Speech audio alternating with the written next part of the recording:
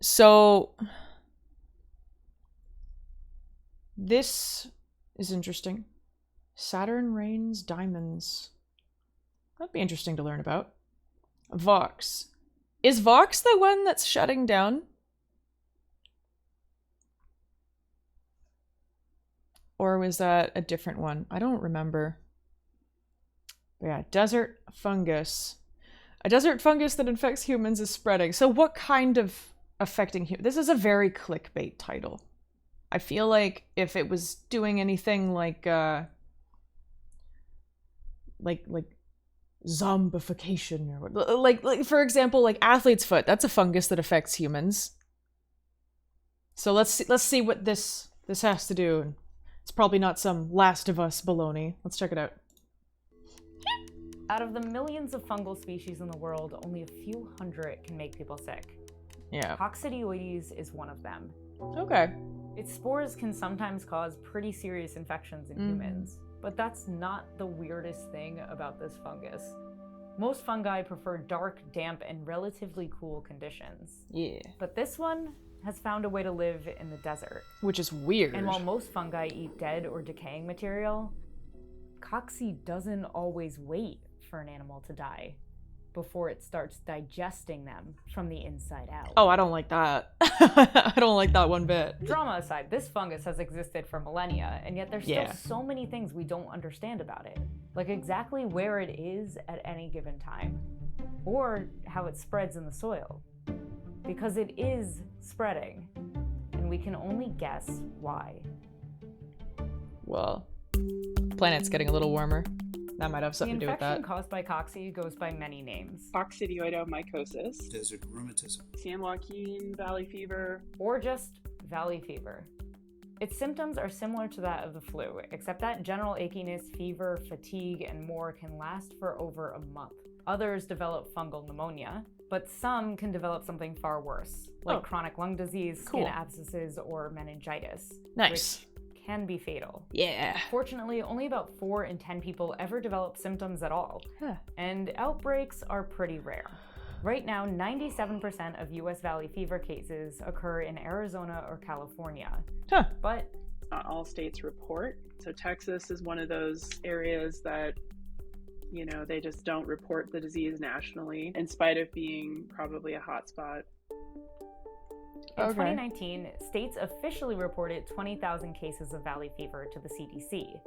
Some researchers think that actual number is closer to 350,000 cases annually if you account for underreporting and misdiagnoses. True that. Where it is reported, cases are rising year after year, with California reporting a 159% increase from 2013 to 2019. That's pretty crazy. And it's being found in more places. Cocci is typically found in the soil in the southwestern US, parts of Mexico, Central and South America. Okay, so it's a New World issue. Researchers found it in Washington state. That's nice. It's likely the fungus itself is already lurking in the soil in states outside of this range.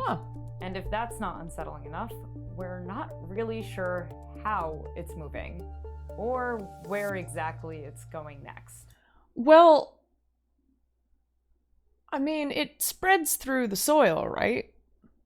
Like most other mycelium. Maybe it's just spreading further and further and further and further. Yeah, right. I'm just glad I'm in like the dick of Canada, so I'm surrounded by the Great Lakes. That'll probably help slow it down a little bit. Also, I wonder if it can survive in acidic soil, because pine trees create very acidic soil that a lot of stuff can't grow in. I'm wondering if it would do well in acidic soil. I don't really know what desert soil is like in the surrounding areas, but Colorado has a lot of pine, right? Colorado has a lot of pine, I would imagine, being a little bit higher up there and being a little colder. Tell me Texas is going to get wiped out. That's such a shame. I mean, Florida's eroding away, so, you know. I don't know. Texas has good beef. I mean, not as good as Canada. Canada has the best beef in the world besides Japan, who got their beef from Canada. So I guess Canada has the best beef. Ah. Oh well. I've got a lot of friends in Texas. Leave Texas alone. Leave Texas alone, fungus. Scientists think there might be 3 separate systems driving the spread of this mysterious fungus. Let's start with some bizarre features of cocci itself. It has 2 forms, an environmental form that lives in the desert soil. So the fungus in the dirt grows as a mold, sort of not so different from what you see on bread when it gets old. But like, we're talking lightweight, microscopic mold that grows very slowly in soil, making it hard to track. When the soil is disturbed, like when dust storms sweep through the west, or when construction workers begin digging a foundation, cocci releases spores into the air, where unsuspecting mammals breathe them in. Once inhaled, it settles into the lungs, where those spores somehow morph into a new form. A parasitic form that multiplies in your body and grows to a size much larger than its environmental form. Through a series of cues that we actually don't really understand all that well. It can be like 100 microns. You can see the lesions in infected lung tissue with the naked eye. Some people who inhale these spores get the symptoms of valley fever, but sometimes, somehow, and this is what's really weird, it can go dormant in your lungs. You actually develop residency of that fungus somewhere in your body. Being dormant is a great strategy, right? You're not using many resources. The host isn't recognizing you because you're not actively growing and irritating the host. Yeah, then you just bide your time. Cocci isn't picky about what kind of lungs it's settling in. Infections have been found in almost any type of mammal, from humans to dogs to dolphins. Which brings us to the second thing that's possibly helping this fungus spread. Desert rodents and something called the endozoan hypothesis. I hope. At the end of the day, it's always the rodents that spread the plague. And we spread the rodents all over the world. Oh, God. Hope you're ready to talk about dehydrated rats. It works like this. A kangaroo rat or some other desert rodent inhales cocci while digging its burrow. The cocci either lays dormant in their lungs or the infection kills them. At that point, the fungus is the first on the scene to devour the dead animal. And by devour, I mean digest its dead body until there's nothing left. Fun fact, this is what cocci is doing to people with severe valley fever. Oh, cool. While they're alive. Their spinal column is being digested by this organism, and it just freaks me out. Either way, it's the first one on the scene. Not even you're the best competitor, you're the best at doing anything, it's just you're there first. And so maybe that's cocci's strategy. When the rodent dies, cocci is released back into the soil and morphs back into its environmental form, where it waits to be kicked up and inhaled by some other host. If this is the case, then the more desert rodents living and dying, the more likely cocci can move through the soil. Which brings us to our third related factor. Rain? Extreme weather. Oh, yeah. Isn't it all? Okay. Heavy rains have been unleashing on the desert, resulting in booms of vegetation. The surplus food leads to a surplus of rodents. Yeah. Plenty of hosts to breed in the fungus. But the desert ultimately returns to a desert, and heavy drought wipes out more and more of these infected rodents. When they die, cocci is spread right back into the soil, and the system starts again. But we still don't know if this is actually even happening because of how little we understand about cocci itself. Proving the endozoan hypothesis would be a colossal effort that involves strapping trackers to a bunch of desert rodents.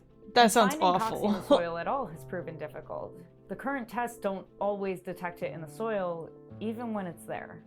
That's nice. Ultimately, cocci spread could be thanks to all of these factors combined, but there are still tons of unresolved questions. What we do know is that the US is getting warmer, and that on its own could expand cocci's range, potentially making more people sick.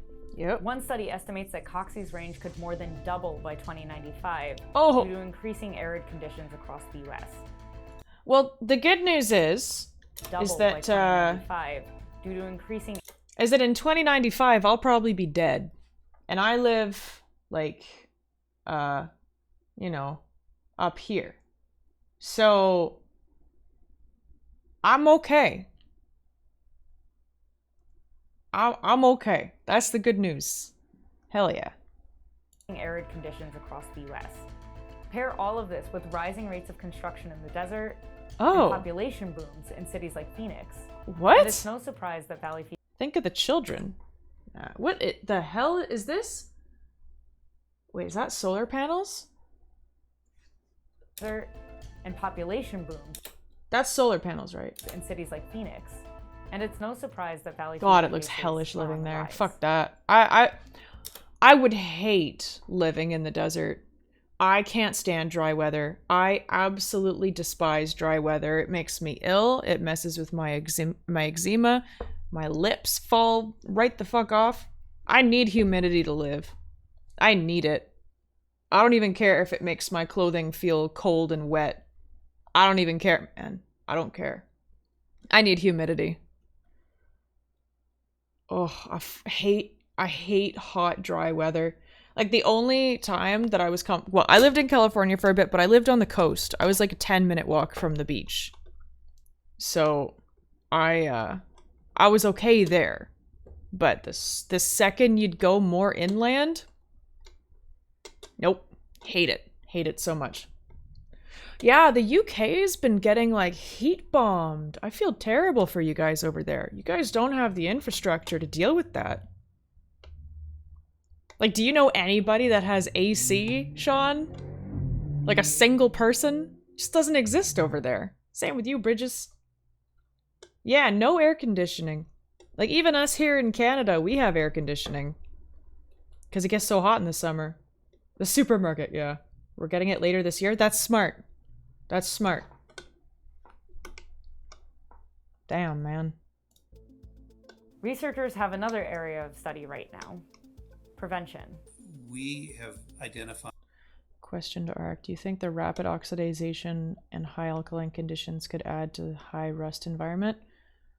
I mean, like what do you, like where in certain, in what, like what areas or what rapid oxidization? Which rapid oxidization? I'd have to know where you're talking about and like what exactly you mean. Fever cases are on the rise. Researchers have another area of study right now. Prevention. We have identified a vaccine candidate that A vaccine. is both safe and protective, very protective to mice, and now we've shown that in experimentally infected dogs, She's it protects crying them as well. constantly. And that vaccine is on its way. But listen, despite my seemingly best efforts, this piece doesn't really exist to scare you or to get you to hyper-focus on one specific freaky infection. This single fungus is one of a million examples of how our world is changing in small and mysterious ways. Yeah, don't worry. This one thing that could potentially kill you is just one of the 1 million other things that could potentially kill you. So just relax. It's all good. And how difficult it can sometimes be for science to keep up. Yeah. That's funny. Like a car, yeah.